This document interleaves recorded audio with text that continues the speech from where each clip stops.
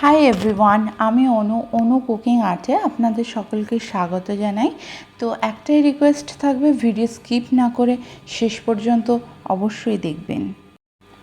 Soybean দিয়ে তৈরি করে দেখাবো দারুণ একটা নিরামিষ রেসিপি। সবচেয়ে মজার বিষয় হচ্ছে, কাউকে যদি এই রেসিপিটি বানিয়ে খাওয়ান এবং তাকে যদি বলে না দেন এটি কী দিয়ে বানানো হয়েছে, তাহলে সে অতি সহজে ধরতেই পারবে না এটি কী দিয়ে বানানো হয়েছে। বন্ধুরা, এটি খেতে অত্যন্ত টেস্টি হয় এবং প্রোটিনে ভরপুর।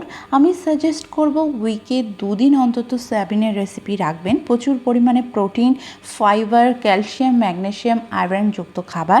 প্রোটিন থাকে, যারা আমিষ খেতে চান না তো প্রোটিনের জন্য বেস্ট নিরামিষ অপশান হচ্ছে সয়াবিন। প্রচুর ফাইবার থাকে, যাদের কনস্টিপেশনের সমস্যা হয় তারাও সয়াবিন খেলে ভালো ফল পাবেন। প্রোটিন যেহেতু আছে তো বাচ্চাদের তো অবশ্যই খাওয়াবেন। তো দেখুন, রান্নাটা তৈরির জন্য নিয়ে নিচ্ছি একটি কড়াইয়ে বেশি পরিমাণে জলের পরিমাণ এখানে একটু বেশিই রাখতে হবে এবং হাফ চামচ লবণ দিয়ে দেব। একটা চামচ দিয়ে ভালো করে নাড়িয়ে নেব জলটিকে এবং জল গরম হয়ে আসলে 100 গ্রামের মতো সয়াবিন অ্যাড করব। সয়াবিনটিকে ভালো করে সেদ্ধ করে নেব 3 থেকে 4 মিনিটের জন্য, লিডটাকে বন্ধ করে রেখে। এবং দেখুন বন্ধুরা, আমার 3 থেকে 4 মিনিট হয়ে গেছে। তো সয়াবিনগুলো সেদ্ধ হয়ে গেছে এবং সয়াবিনগুলো আকারে ডাবলও হয়ে গেছে। এইবার সয়াবিনগুলোকে একটি পাত্রে তুলে নেব। দেখুন, সব সয়াবিনগুলোকে পাত্রের মধ্যে আমি তুলে নিচ্ছি এবং এখানে ঠান্ডা জল দিয়ে দেব, দিয়ে ভালো করে ডলে ধুয়ে নেব।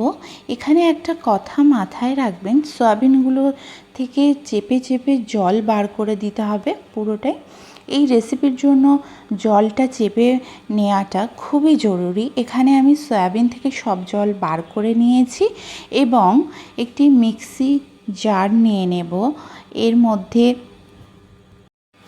সয়াবিনগুলোকে দিয়ে 15 to 20 সেকেন্ডের মতো চালিয়ে সয়াবিনগুলোকে কিমার মতো পেস্ট করে নেব।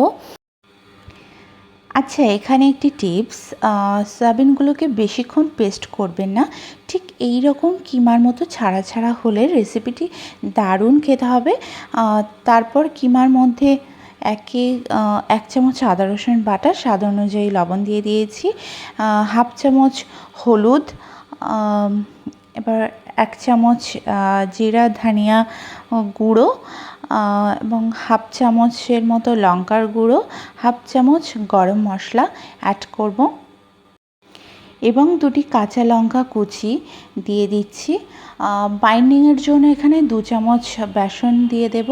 আপনারা এখানে ময়দাও ইউজ করতে পারেন, বাট ময়দা দিলে খেতে সুস্বাদু হয় না। আপনারা চেষ্টা করবেন বেসন দিতে, তাহলে খেতে খুব টেস্টি হবে। আচ্ছা, এখানে বেসনটা ডিপেন্ড করবে সয়াবিনের মধ্যে কতটা জল আছে তার উপর। আমার এখানে 2 চামচ বেসন লেগেছে, আপনাদের কম বা বেশি লাগতে পারে। একদম শুকনো করে এরকম শেপ দিয়ে নেব।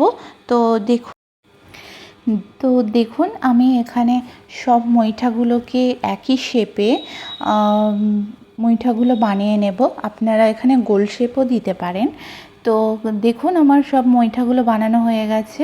তো এগুলো ভাজার জন্য কড়াইয়ে তেল দিয়ে ভালো করে গরম করে নিতে হবে এবং মিডিয়াম ফ্লেমে মুইঠাগুলোকে ভাজতে হবে। তেলের মধ্যে মুইঠাগুলোকে দিয়ে 2 মিনিট ওয়েট করবেন, সঙ্গে নাড়াচাড়া করবেন না।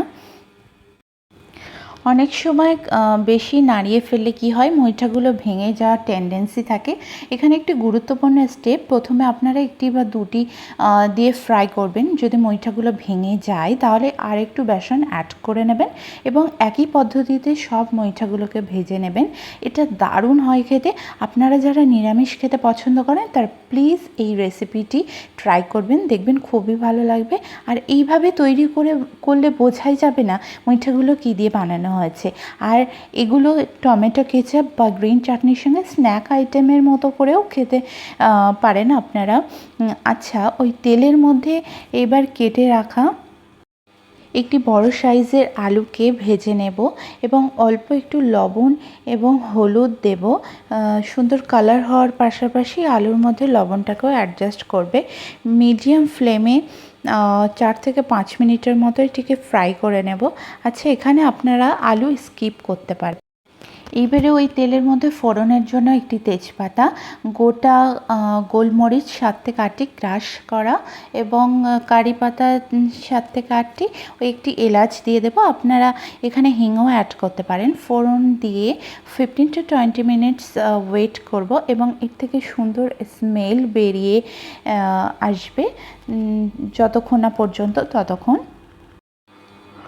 তো এখানে টমেটো অ্যাড করব এবং টমেটোর মধ্যে একটু লবণ দিয়ে দেবো, টমেটোটা যাতে তাড়াতাড়ি গলে যায়, এবং এর মধ্যে 1 চামচ আদা রসুন বাটা দিয়ে ভালো করে নাড়তে থাকবো যতক্ষণ না পর্যন্ত আদা এবং রসুনের গন্ধটা চলে না যাচ্ছে।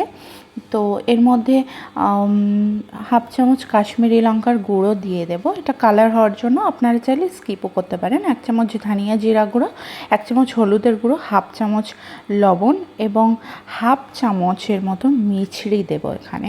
আপনারা চাইলে এখানে চিনিও দিতে পারেন, কিন্তু এটা অবশ্যই অ্যাড করবেন। এটা স্বাদ এবং কালার দুটোই সমানভাবে বাড়িয়ে দেবে। এবং মশলাগুলোকে ভালো করে কষিয়ে নিয়ে 1 থেকে 2 মিনিট পরে এর মধ্যে আলুগুলোকে অ্যাড করে ভালো করে কষিয়ে নেব 3 থেকে 4 মিনিটের মতো। তারপর যখন মশলা থেকে তেল ছেড়ে দেবে তখন দিয়ে দেব গরম জল, এবং আপনারা কতটা গ্রেভি রাখতে চান তার উপরে ভিত্তি করে জলটা অ্যাড করবেন।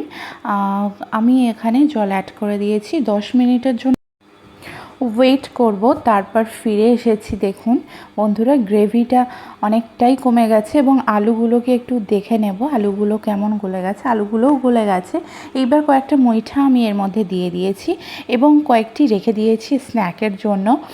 মইঠা দিয়ে লো ফ্লেমে কুক করা যাবে না, কারণ লো ফ্লেমে করলে মইঠাগুলো ভেঙে যাবে। একদম হাই ফ্লেমে 3 থেকে 4 মিনিট কুক করতে হবে, যাতে মইঠাগুলো সফট হয়ে যায় এবং মইঠার মধ্যে গ্রেভিটা ভালো পরিমাণে চলে যায়। এবং রেসিপির শেষ পর্যায়ে ঘি এবং গরম মশলা অ্যাড করে দেবো এবং ধনেপাতা কুচি অ্যাড করব, টেস্টটিকে এনহ্যান্স করবে। এবং লিডটি দিয়ে রেখে ওয়েট করতে হবে 5 মিনিটসের মতো। দেখুন বন্ধুরা, আমার 5 মিনিটস হয়ে গেছে। লিডটি বন্ধ করার একটাই কারণ, যাতে ঘি এবং গরম মশলার ফ্লেভারটা রেসিপির মধ্যে ভালোভাবে চলে যায়। তো দেখুন বন্ধুরা, কত সুন্দর কালার হয়েছে। আশা করি এই রেসিপিটা আপনাদের নিশ্চয়ই ভালো লেগেছে। তো প্রতিবারের নাই একটাই কথা বলবো, প্লিজ আমার চ্যানেলটি সাবস্ক্রাইব করতে ভুলবেন না। সবার আগে নোটিফিকেশান পেতে পাশে থাকা বেল আইকন প্রেস করে রাখবেন। তো আবারও দেখা হচ্ছে নতুন এক রেসিপির সঙ্গে। সবাই সুস্থ থাকবেন, ভালো থাকবেন। ধন্যবাদ।